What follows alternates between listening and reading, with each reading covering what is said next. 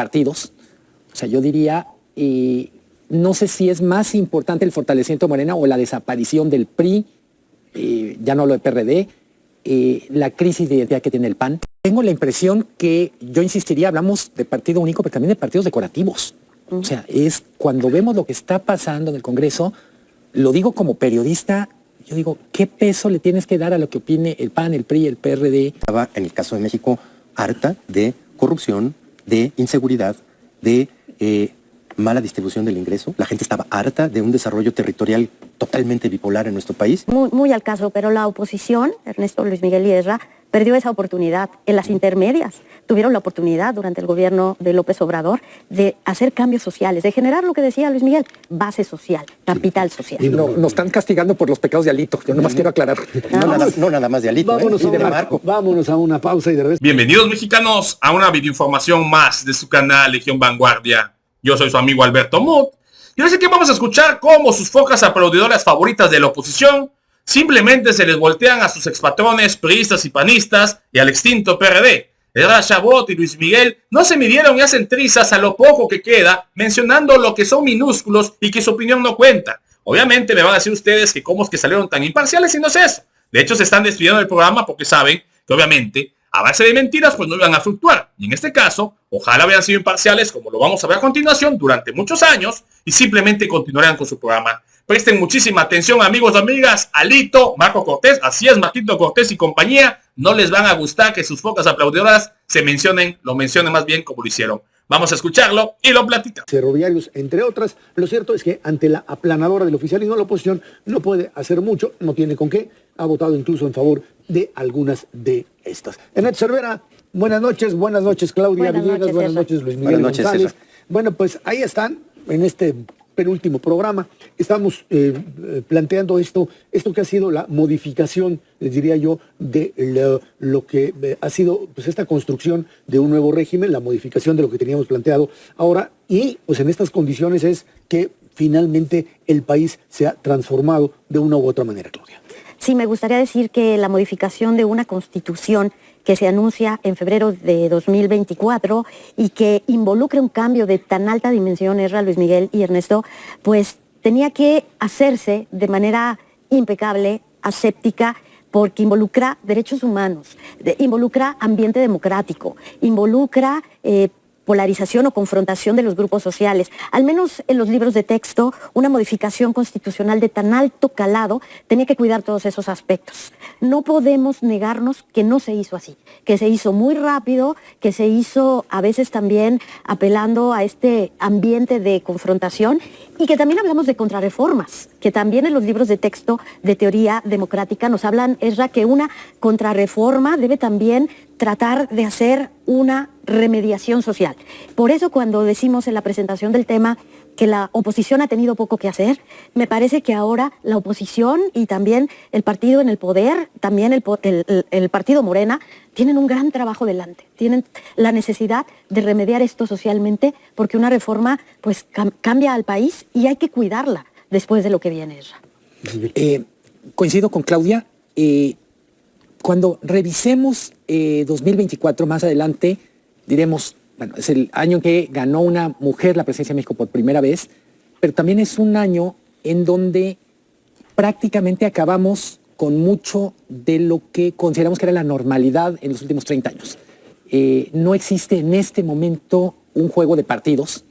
O sea, yo diría, no sé si es más importante el fortalecimiento de Morena o la desaparición del PRI, ya no lo de PRD, la crisis de identidad que tiene el PAN, pero sobre todo a mí lo que me preocupa es con quién está dialogando quien toma decisiones. En algunos temas vemos un diálogo interno que genera cierta tensión, pero yo destacaría también como parte de esta dinámica de las reformas, muchas voces de expertos fueron desoídas, y estoy pensando en la reforma del Poder Judicial. De alguna manera se asumió que era una batalla en donde literalmente el enemigo era la otra parte y había muchísima gente que eran profesionales que no necesariamente jugaban a favor o en contra de alguien, que quisieron hacer oír su voz y que simplemente no fueron escuchados. Esto, digamos que el momento de quiebre, yo lo plantearía así, es cuando finalmente el partido Morena consigue la mayoría llamémosle constitucional, la mayoría para cambiar la Constitución. Habiendo tenido un 52%, 54% de los votos, de repente pues pasa a tener básicamente el 75%, las 2/3 partes, y con ella y sus aliados, Partido Morena y sus aliados, y en ese momento pues prácticamente regresamos a la estructura de partido único, porque en la medida en que no hay nada que negociar con la oposición, ni siquiera en los aspectos de reforma constitucional, el poder se concentra y los riesgos, independientemente de quién esté al frente, de tener un poder tan concentrado, termina por, pues eso, hacer de la oposición finalmente una opción testimonial, y segundo, le cambia la jugada a pues el resto de los actores del país, empresarios, sociedad civil o distintos niveles o miembros de sociedad civil, y sí, pues pone así al país en una situación radicalmente distinta de lo que tuvimos desde el año 96, 97, con la posibilidad en Cámara de Diputados de una negociación entre distintos factores políticos. Sí, tengo la impresión que, yo insistiría, hablamos de partido único, pero también de partidos decorativos. O sea, es cuando vemos lo que está pasando en el Congreso, lo digo como periodista, yo digo, ¿qué peso le tienes que dar a lo que opine el PAN, el PRI, el PRD? O el Verde, o el del Trabajo. Y decimos, el gran juego ahorita son las fuerzas al interior de Morena que combaten. Y no terminamos tampoco a entender exactamente cómo se está definiendo esto. De manera muy simple decimos, es López Obrador operando en el Congreso, Claudia Sheinbaum desde el Ejecutivo, pero tampoco tenemos claro en qué temas sí, en qué temas no. Yo diría, parte de estas reflexiones de final de año, no terminamos de saber cuál es el peso del expresidente.